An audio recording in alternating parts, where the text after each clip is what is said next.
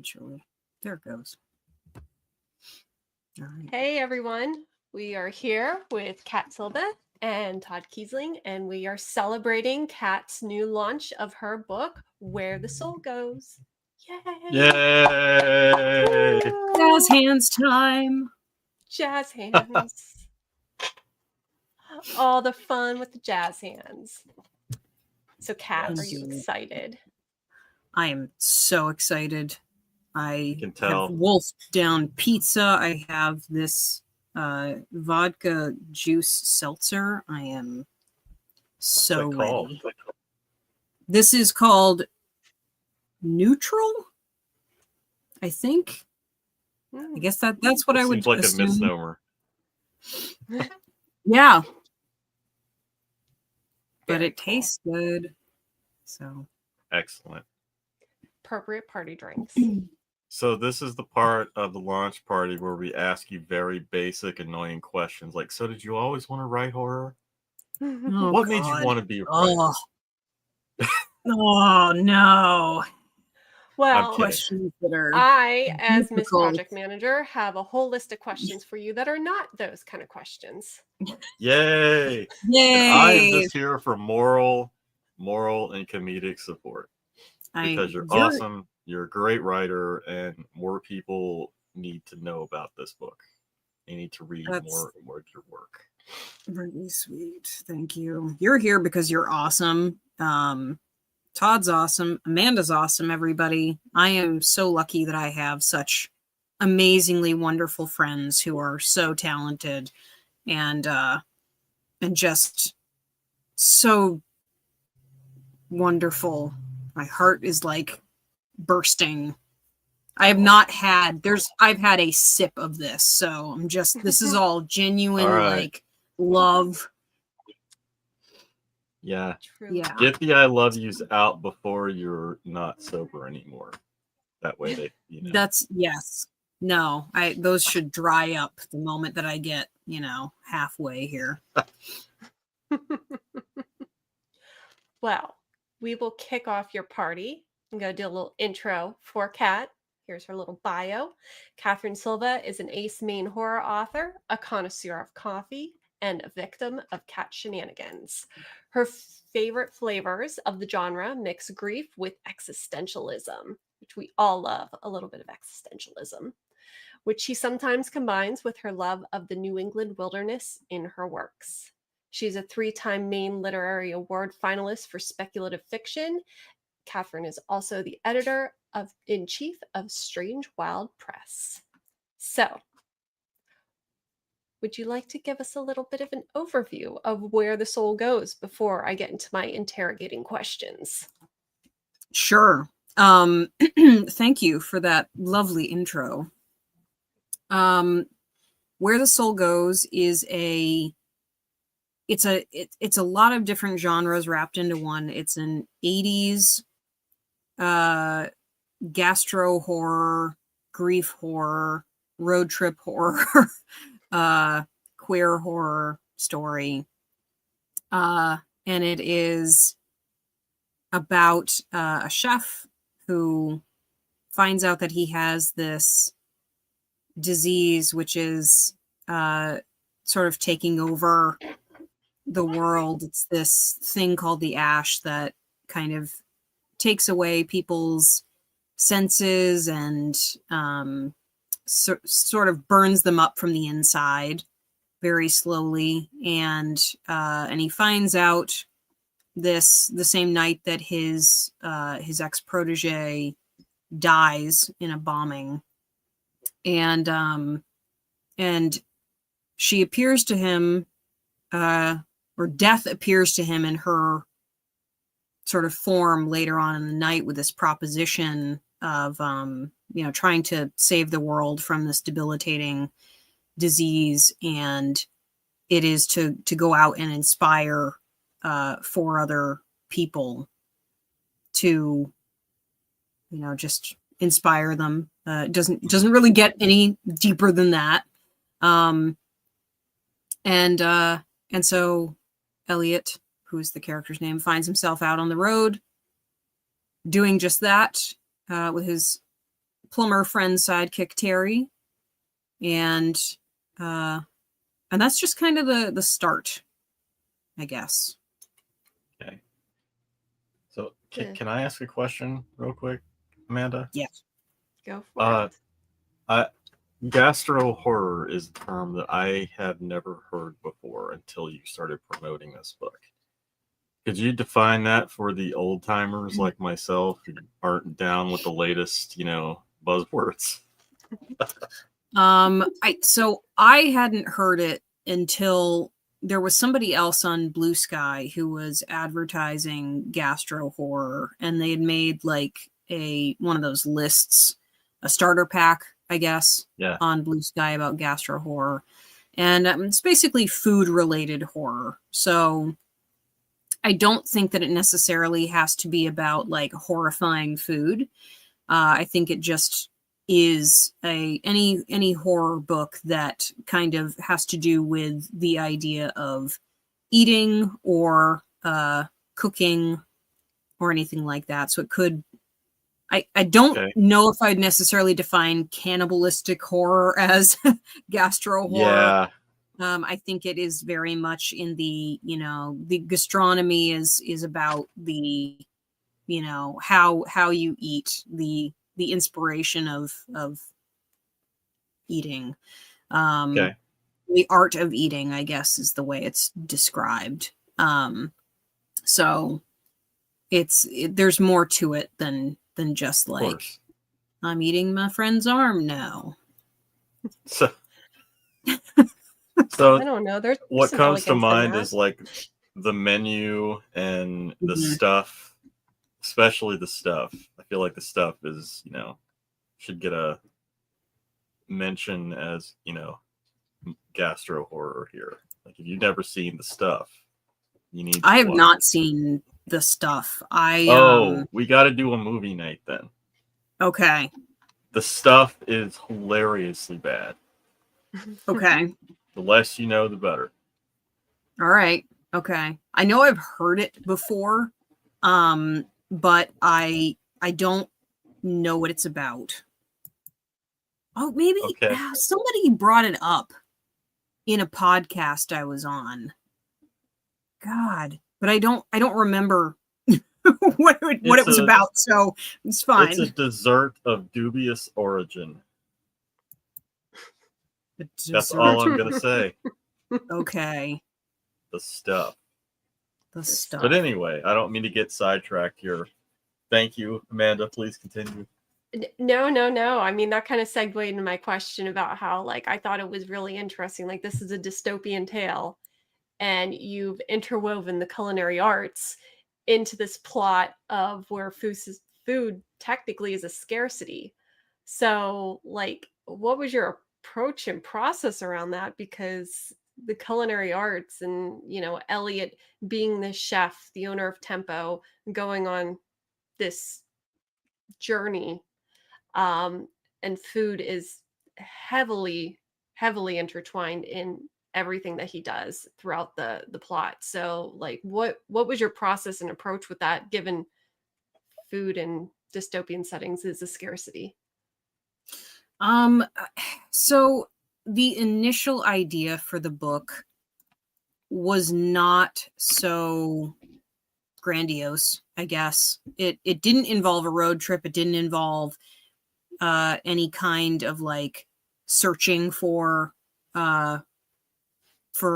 these beautiful dishes in different places. It was all in one restaurant in one place, and like very inspired by the menu. And it was originally just supposed to be like a novella, and it was a conversation between Death and this chef who's dying.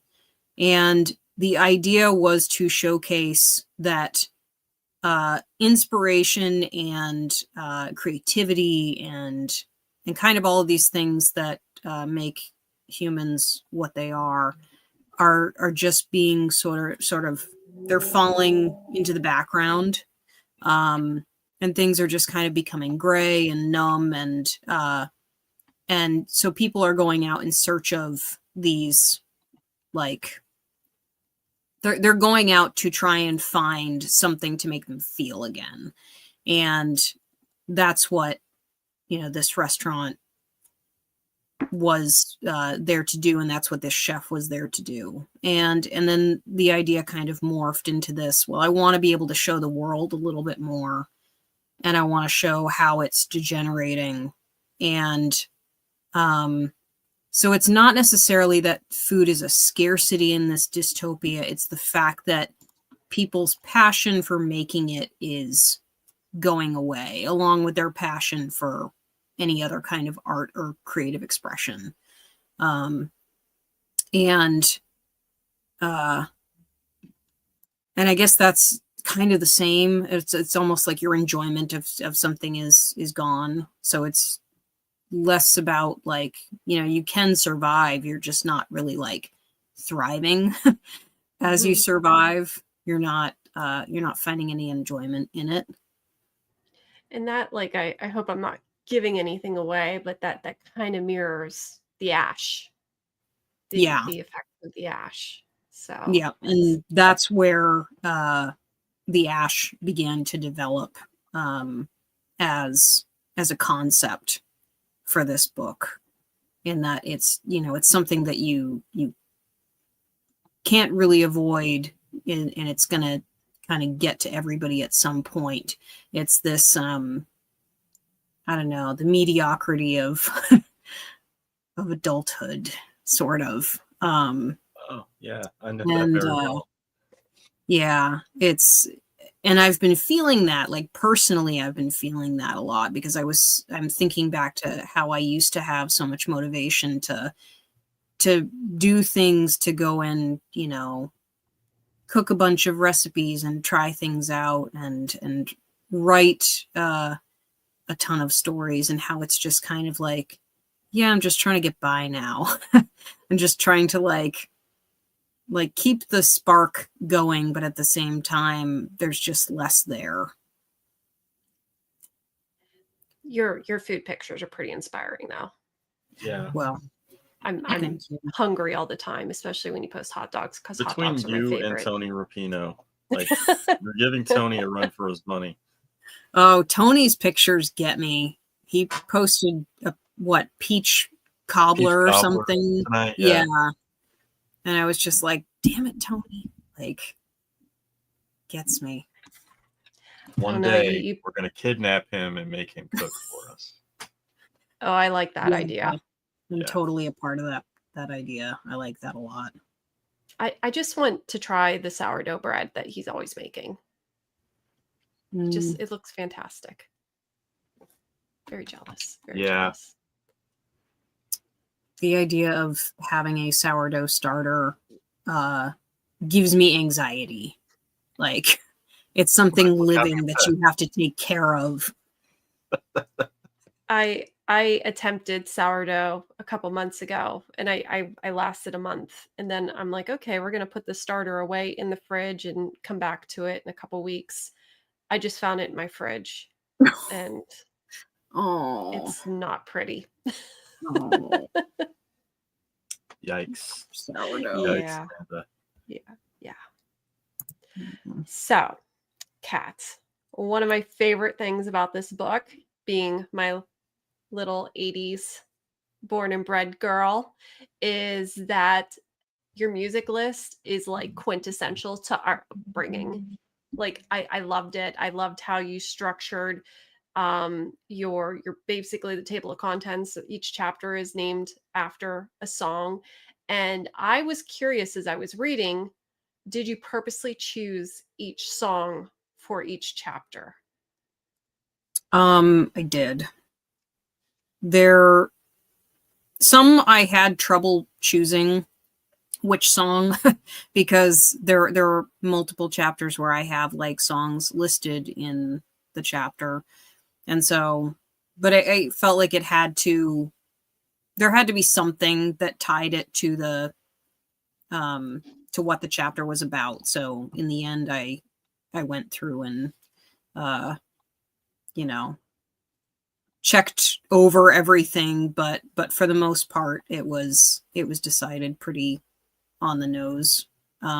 Is there a playlist that people can listen to right now? There is a playlist that is on my Spotify.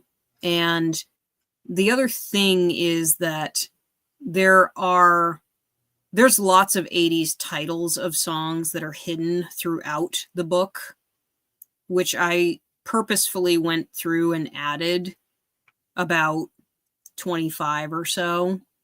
And they're just sprinkled in throughout, like not meant to be obvious. So if people are interested and want to go through and find them, they can. But I mostly just did it for fun. What's the name of the playlist? I'm looking for it so I can post it and everybody can. Oh, well, see, I'm not even sure if it is public because I didn't. Let me just take a look here. I'm trying to help promote here, Kat. You are. I know you are. Help me help you. That should. I think it's on my. I'm just gonna double check. There's a thing that says make it private, so I'm assuming that it's public. It's gonna be called Where the Soul Goes Originals. And the reason that it's called that is because there's another playlist that is covers of all the songs, because I was looking for like moody, dark versions of all of them, since this is set in an alternate universe. So there's another playlist. Playlists are always fun to listen to while you read. I was trying to I didn't know one existed, so I was trying to curate a list on Spotify while I was reading so that every chapter I was kind of listening to the song while I was reading. It was fun. Yeah. The original playlist, I think, includes all of the stuff that is also just kind of randomly sprinkled in. So if people are searching for it's not coming up for me, but post the link at some point so that people can, check it out. Put it in the description or something of the release party. I'll do it. I love stuff like that. Same. Put it in there right now. There we go. Awesome. So hopefully that link works and takes people where they need to go. But I have to say, I was quite partial that the Orinoco Flow got such a showcase in this book. Brought me so much joy. That takes me back to late night television and commercials with Pure Moods. So growing up, that CD of Enya played on repeat. Actually, not even a CD. It was a little tape, a cassette tape. My mom had it, and so we played it in the car a lot. And Sail Away or Orinoco Flow is one of the songs that we as kids really liked. So the fact that I didn't realize it was an 80s song. The fact, as soon as I figured out it was an 80s song, I was like, that is absolutely going in this book. I might even make it a theme for a character, and that's what happened. It was brilliant. It was brilliant how it gets woven in.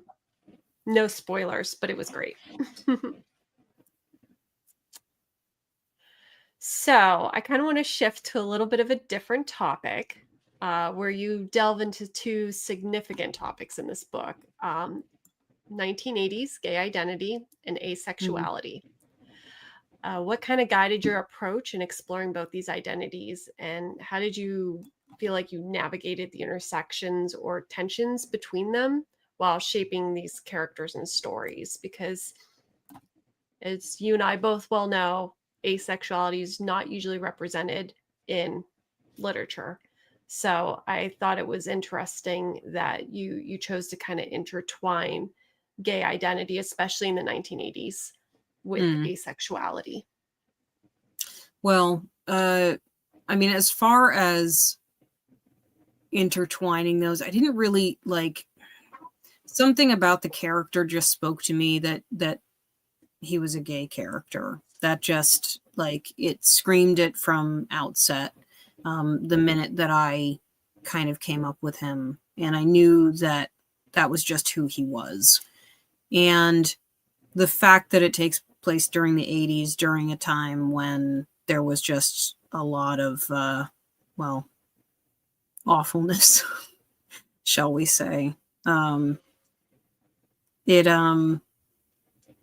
the idea that this character felt like he needed to hide that bit about himself in order to make any kind of strides, especially in the food community, which was not very open. You know, it seems like from the research I've done that it was very much like, okay, so if you're white and preferably a man, although some women were making strides, then you were perfect for becoming a celebrity chef. And that was starting to take off in the 80s. And then it really took off, as we now know. But so the idea that he's keeping that on the DL, but also this fear of showing that the love that he has for other people is different, is very, well, I guess it comes from a place of confusion about that identity, because I've had that confusion for a really long time, just not really knowing that asexuality was even a thing, you know, until I would say more recently, not knowing that that the feelings that I had were like feelings that other people had, and then just not knowing how to explain to other people what those feelings are is also terrifying. So a lot of those anxieties that this character has are anxieties that I've had. And I think anyone who's asexual understands that it's just not represented well enough that people know what it is, and it could use more representation. And since the moment that I officially came out, I've wanted that to be a part of what I write. So this is my first book where I've had an ace character. And it means a lot to be able to share those insecurities and that anxiety with other people. So yeah, that's the crux of it. No, and you handled it so well, because and I'm trying not to give anything away here, but the way you approached with him coming out as gay and then coming out as asexual on top of that was absolutely heartbreaking. You are a master of grief horror in multiple ways, and I find that to be full of grief, because it's like you're putting yourself out there now in two different ways that people are going to look at you and with two different opinions, and it's like your identity is either accepted or not accepted. Mm-hmm. And it's so horrific and it's so sad, and the way you approached it, especially like with adding on the identity of Ace on there, I think you really reflected a lot of fears that us in the Ace community have, and how it is sometimes perceived, like how it's perceived in the book is very real. It's something that I think a lot of us in the community encounter, that very reaction. And so I think you really captured it well. And it's so sad. Like, I think I remember texting you too, and I was like in tears. It's so sad. Yeah. No, it was sad to write. I mean, it was just like, okay, I'm about to gut myself with this scene. So let's saddle you up. did it beautifully. And you did it beautifully. But it's this idea that you're sorry, I feel like I cut you off, Todd. No. I was just adding to that to say those are often the best scenes, the ones that cut the deepest. The idea that you're you're already segmenting this character from his colleagues because he is gay, and then you're segmenting him again as Ace, and it just it feels, I don't know, the whole process of writing this character just felt like going down a ladder into a dark well. And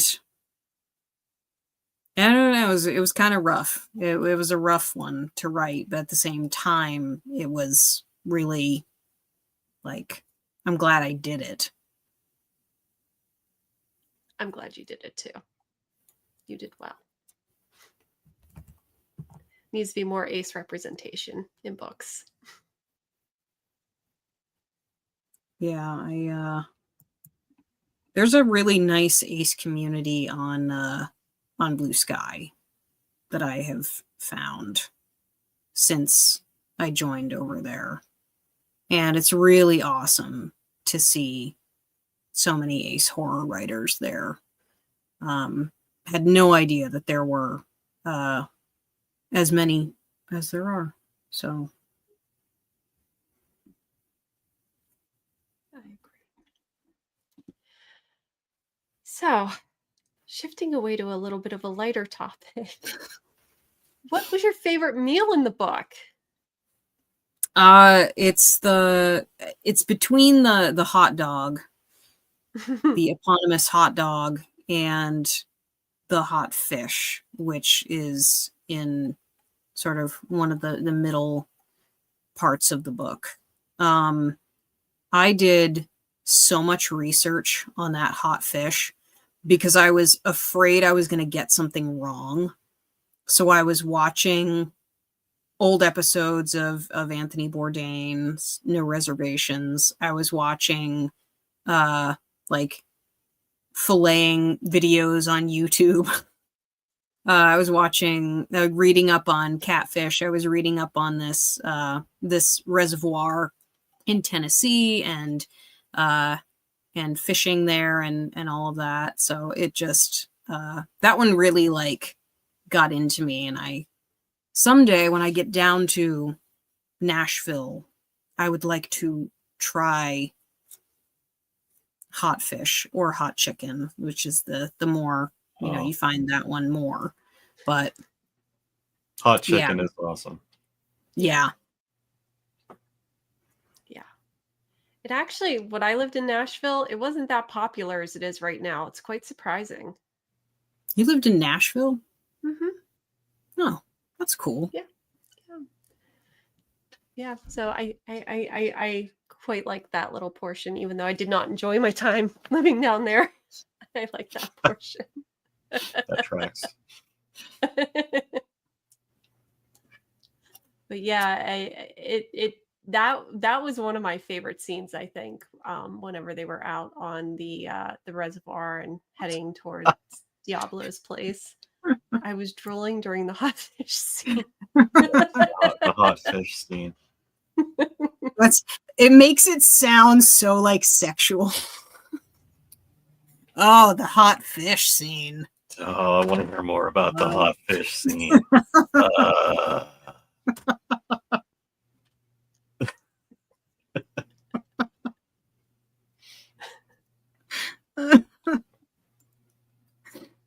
Oh God.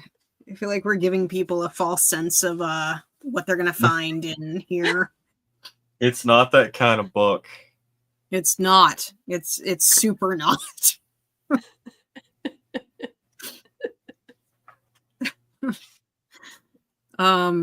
Yeah, I forgot what we were talking about. Sorry, that comment came up and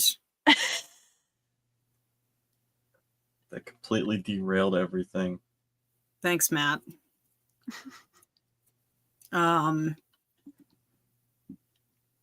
Yeah, yes, we were talking about the scene about going to Diablo's. Oh yes. Yeah. Yes. Oh, That wow. that was one of my favorite parts of the book to write. And I think a lot of it is just, you know, for those that don't know, I work in a sporting goods store. So anything to do with outdoor sports, I'm like, okay, I can use knowledge from work to implement into my story. So kayaks, and specifically kayaks that were available during the 80s, were something I had to look up there. But it also brought in this the flooded dystopian setting really gets put on display in that scene, and a lot of it was inspired by this little game that is, I think you can get it for console, but it is you know, it started as a computer game, and it's called Limbo, and it's like a side scroller, black and white. Yeah.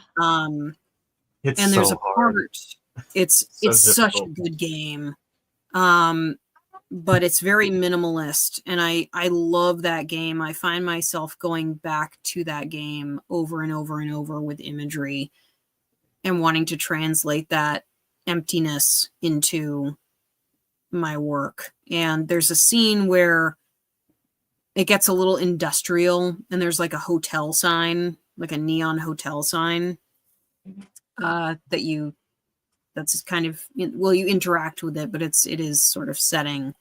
And so I had that thought with like a diner that was sort of drowned, so to speak. And so you can see just the top 3 letters of the diner, you know, Arrow, before it submerged underwater. And I just had fun writing it. You could tell it's a great scene. I love it. There's a lot of tension in that scene. Like the going there, and sorry, I'm trying not to give away spoilers. There's just a lot of tension and it's so good. Well, thank you. It was fun. I could rave about this book all night. Like, people just need to read it.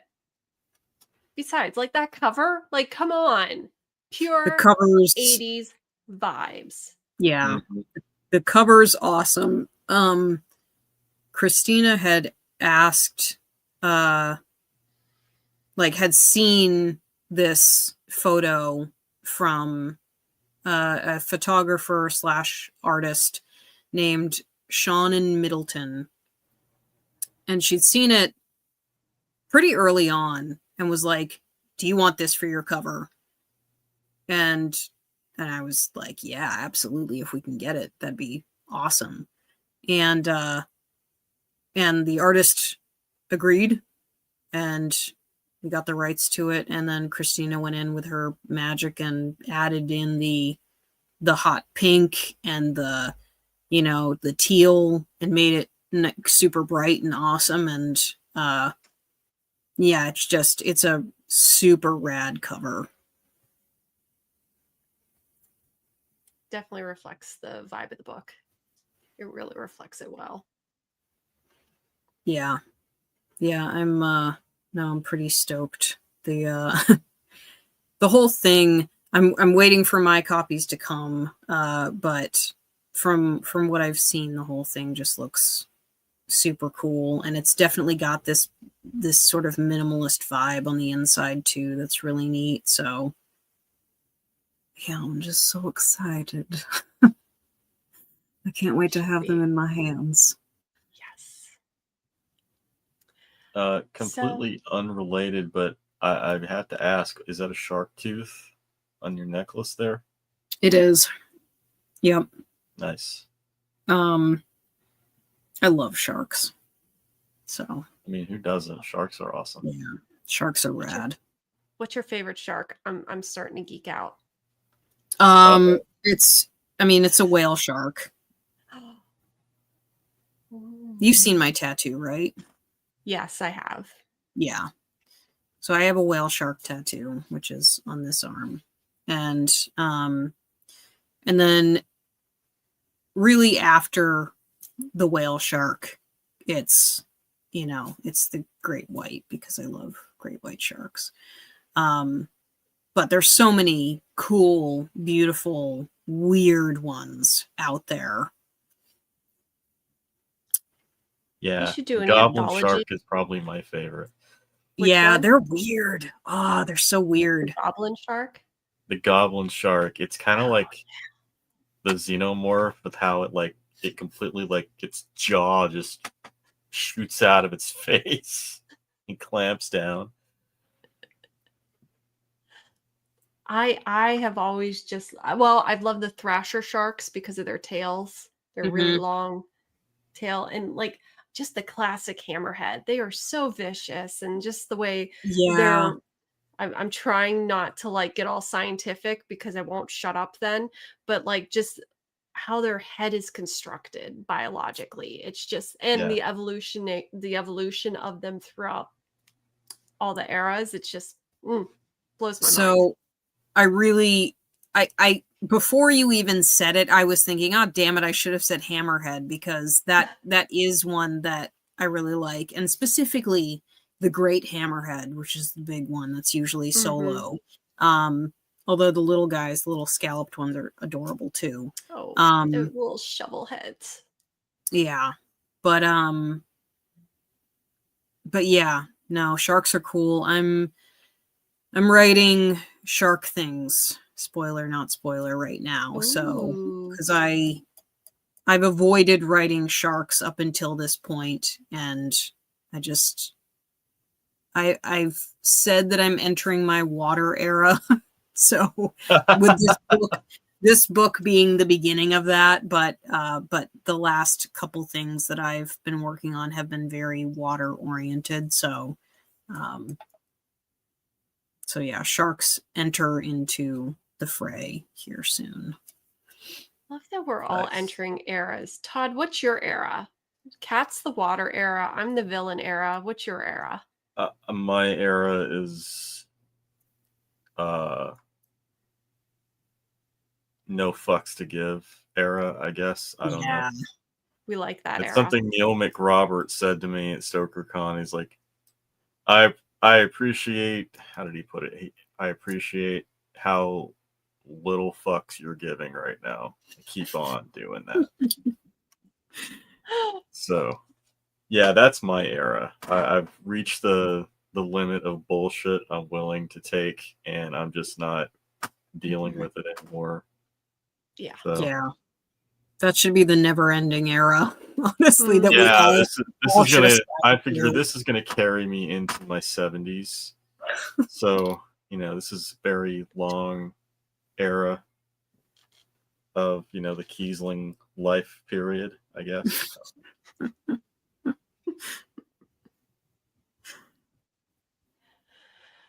So going back to your sharks, though, Kat, I feel like I know you're doing your next story on sharks, but I feel like we should have like an underrepresented shark horror anthology. Like, so no great whites. We don't need any more Jaws, but like, No. wouldn't it be great if Todd wrote like a horror story about a goblin shark just like eating the faces off people?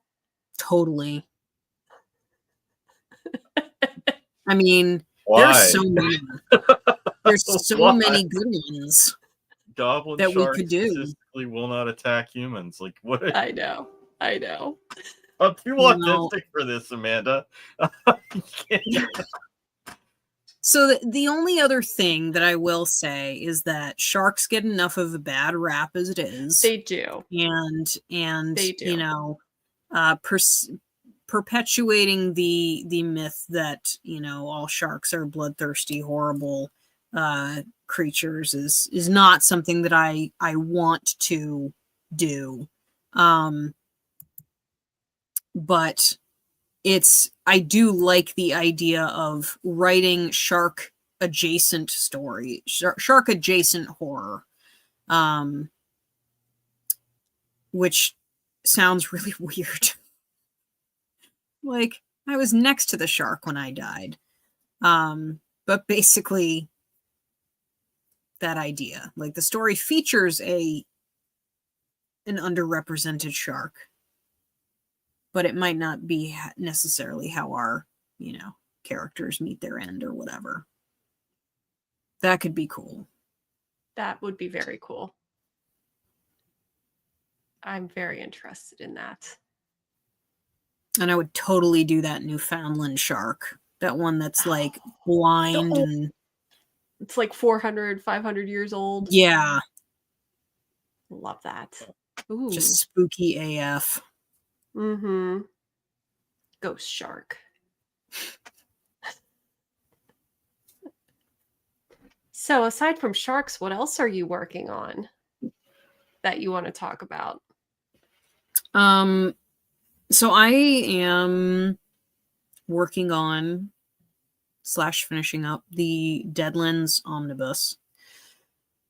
Yes. And it's a collection of, you know, what it sounds like. It includes Undead Folk, Dead Folk, and Nothing Land all together. And it also includes 2 new short stories that have not been published. One that takes place before Undead Folk and one that takes place after Nothing Land. And that is supposed to print by the end of the month. It might be early October at this point, just because of things are have been a little bit backed up. But yeah, it's coming very soon anyway. And that there's only 50 copies available. I think we're down to like 30 copies now, possibly less than that. But those are up for pre-order on my website if people are interested in them.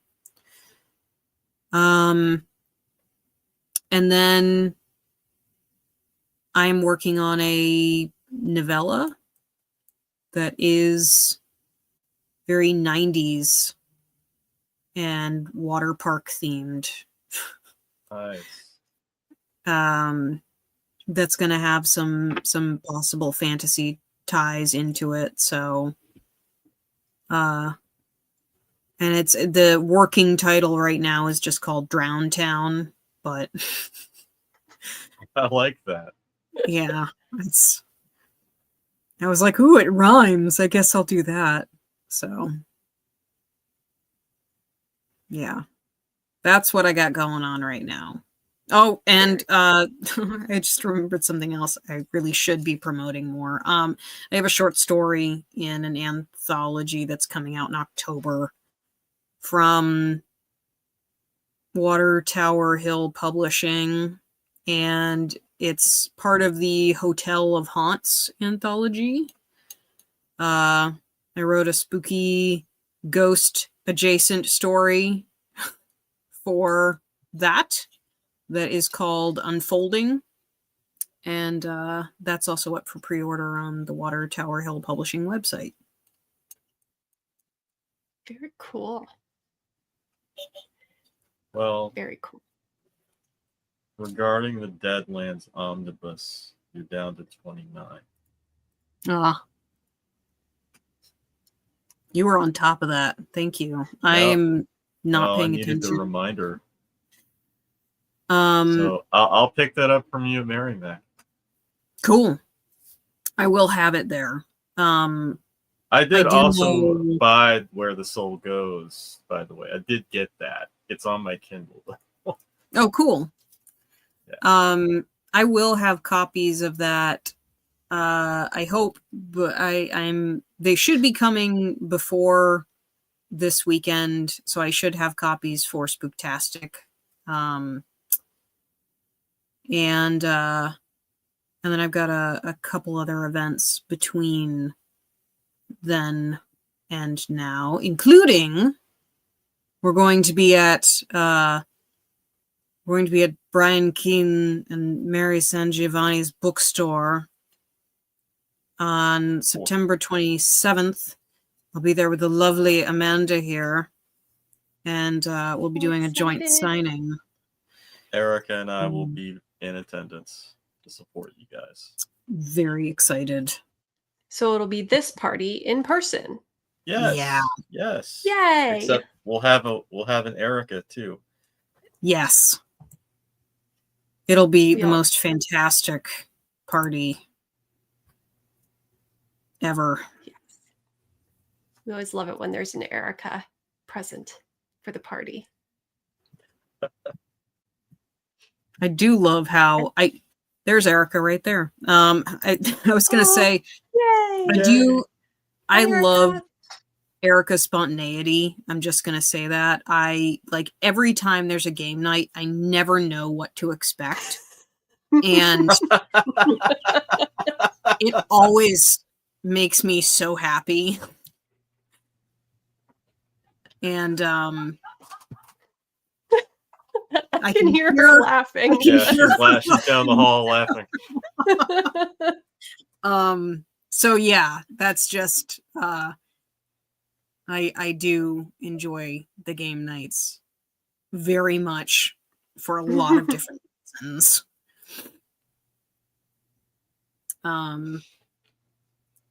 Yeah, that's gonna be rad. I'm looking forward to that a lot. It's gonna be a party. It's gonna be a party.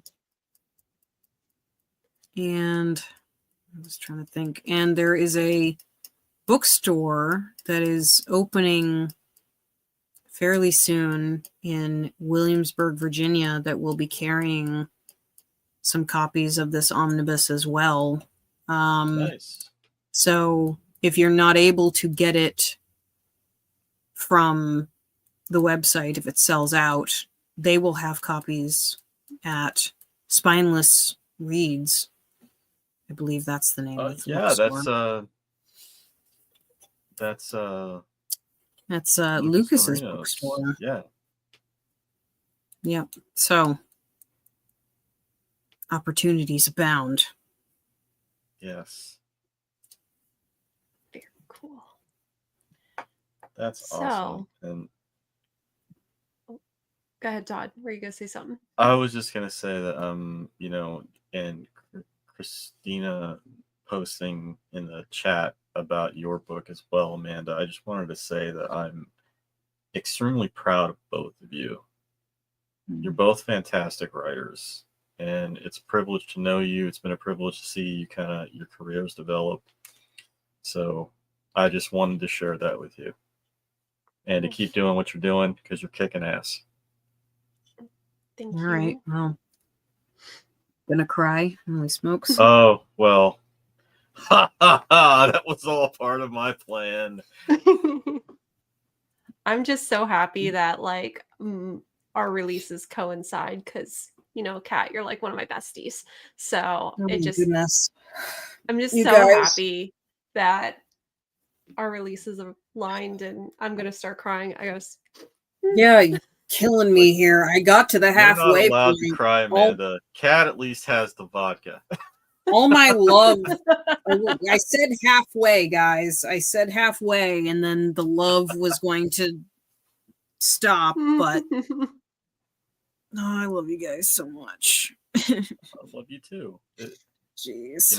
It's this is a tough business, and just sticking around and keeping at it is half the battle, really. And I wish I had output like you do, Kat. Like, you're consistent. Every year you got something. Oh God, it's disgusting. No. I mean, yeah, it definitely takes a lot out of you, but like I envy that. So please, by all means, can keep going. We're all the better for it. Oh goodness. I appreciate that. I think that the output is I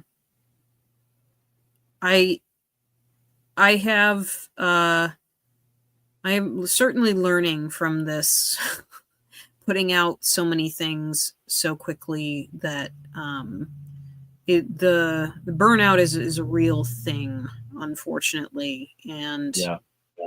it's also like, yeah, if I didn't if I took the time needed to, properly do everything, I think I would have a more positive experience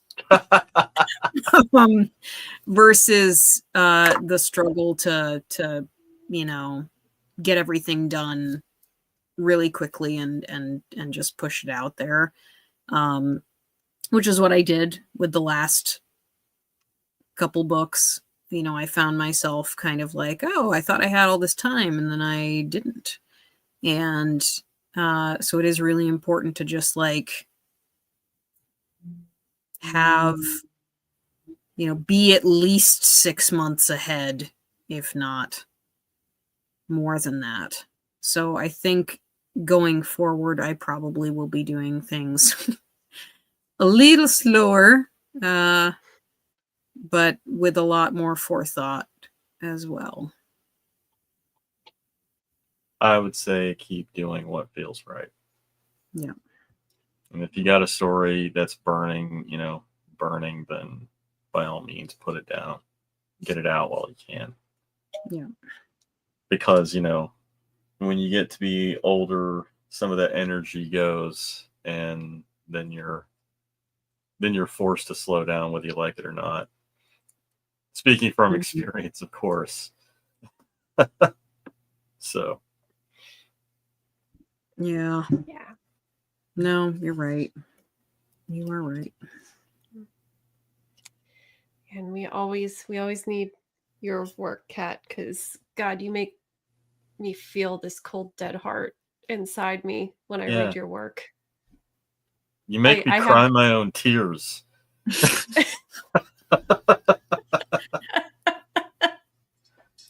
Nobody makes me cry my own tears. Like, it's so weird too, because I often don't cry when I'm writing this stuff. I'm sitting there like, not exactly cackling, but kind of like, but I am kind of being like, yes, this is working out exactly how I want. Maybe less like an evil scientist, but also kind of like an evil scientist. 100% an evil scientist. And we're here for that. We're so here for that.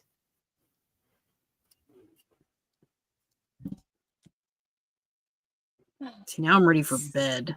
You got halfway through that drink. Are you almost done? No, I got halfway through, and it's been at halfway for a while.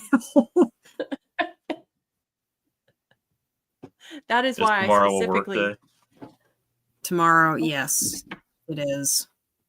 Yep. Yeah. Oh, that's what hair of the dog is for. You'll be fine. Go crack another one.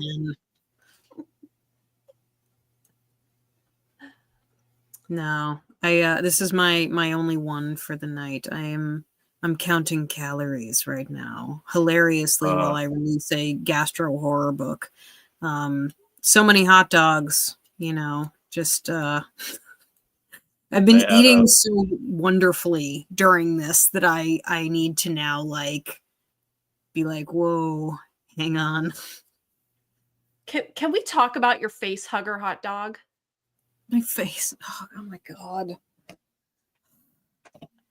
It That wasn't a looks face hugger. amazing. Did Sorry. I miss this somehow? No, Like, it's now just I'm- the way Yeah. my brain interprets stuff sometimes. It's Amanda thought that I took a picture of a face hugger on a hot dog and it was coleslaw.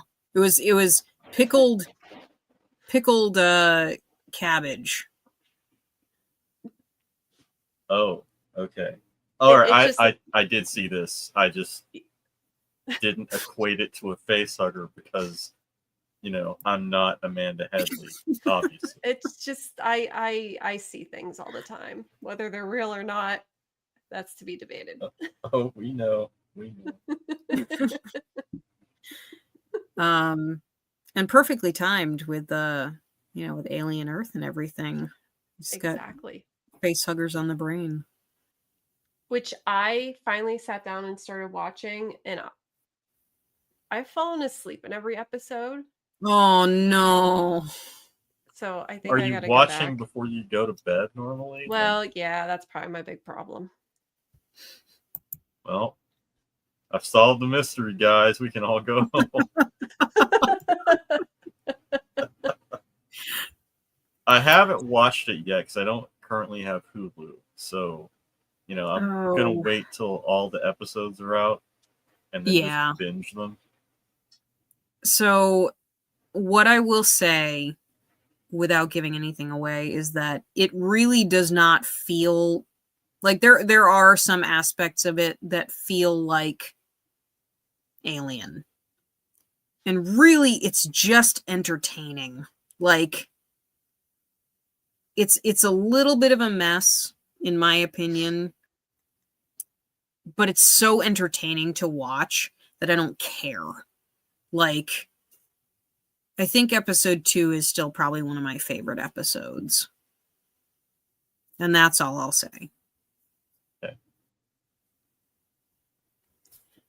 I've been wanting to ask Mary San Giovanni for her opinion on it, but I'm like holding off because you know she is the alien queen, and I'm afraid if she says not so much great stuff about it, I won't watch it. Well, I know they're like retconning some of the lore in that show, and that's made it pretty divisive among diehard Alien fans. Yeah. I would say that, you know, anything that happened after Alien 3, with the exception of Romulus, probably is unnecessary. Agreed. Yeah. Romulus, I loved Romulus. I thought Romulus was awesome. I thought it was fun. I liked the new additions. I liked the callbacks, except for that one line. You all know what I'm talking about. That was terrible and should have been cut. But you know, for the most part, it had the feel of an Alien film. Yeah. Agreed. I actually just watched Alien Romulus for the first time, like, God, what? Last week? And I really liked it. However, I would love for us to get off of the alien baby pregnancy stuff. Yeah. Like, I already don't like that in any film. Much less with Alien. Like, I'm fine with chest bursters and face huggers. It's fine. I don't need any more pregnancy horror like in Alien. I'm good with that. Yeah, I also don't need to know their origin. Alien told us all we needed to know. Yeah. Mm-hmm.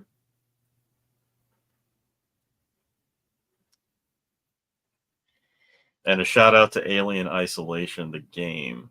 Yeah. Probably the best alien, alien movie that isn't a movie. that's ever been made.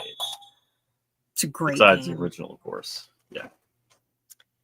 Yeah, well, you all know how I play video games. That is a bad game for Yes. me to play.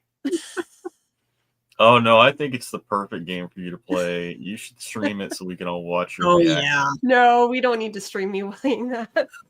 Bump the So much difficulty fun. up to as high as it'll go, and then leave your microphone plugged in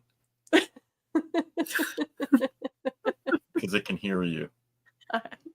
Oh man, yeah. I have tried playing it, and my neighbors called me a couple times to ask me if I'm okay.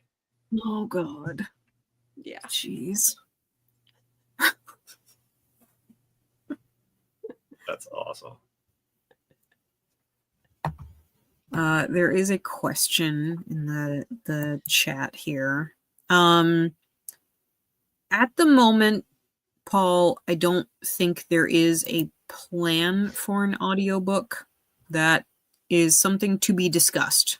So that's all I know. When I know, then you'll know.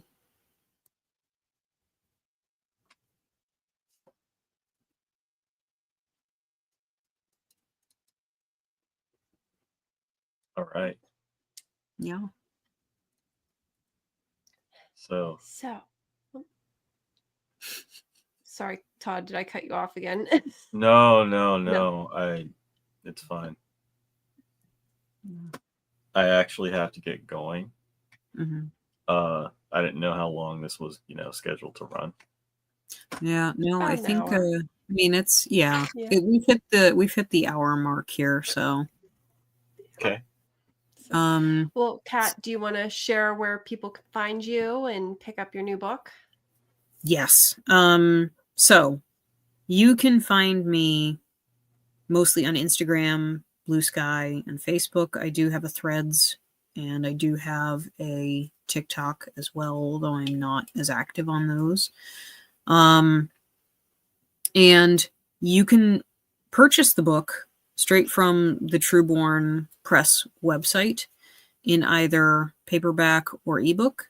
You can also purchase the books from Amazon in either form, or you can go to one of your indie bookstores and request it, which is probably a good idea, or your library and request it. And if you're in the area of Framingham, Massachusetts this weekend, you can stop by the Spooktastic Book Fair at the Framingham Public Library and get a copy there. Looking forward to that. Me too. Have fun. It's going to be an epic book fair. Yeah, that looks like a good one. I'm already tired. I'm already tired from it, but it'll be fun. We'll have a great time. Will All do. right. Any other parting words, Todd, Kat? Read everything that Kat has written and read everything Amanda has written. Mm-hmm. And read everything Todd has written. Yep. That's Need fine. the trifecta. Mm-hmm. The full trifecta here. My stuff's not going anywhere. You read their work first. So you read the trifecta of things that came out this year from all of us. Read The Sundowner's Dance by Todd. Read This Is How a Villain is Made by Amanda. Read Where the Soul Goes and Vulpine Curse and the Deadlands Omnibus. Oh my god, these are all and the books Monochromicon Omnibus that comes and out. The Monochromicon Omnibus, that's right. That's coming out real soon. I'll have paperbacks at Spooktastic. Yeah. I know where some of my money will be going. So. Yay, I got to recoup the cost of buying your omnibus. I tease. And then I just wanted to say thank you both for coming and doing this with me tonight. I appreciate you both. We love you. We do. How do the new kids do the heart thing? Yeah, we're old school. Don't accidentally create a 90s gang symbol. Oh, geez, don't accidentally do that. Yeah, I couldn't even contort my fingers the right way to spell blood, but you know. Yeah. God. Showing my age. Okay. All right. Have a good night, everybody. Yeah. Thanks, everybody that came and hung out in the chat. Much appreciated. Bye. Bye. Bye.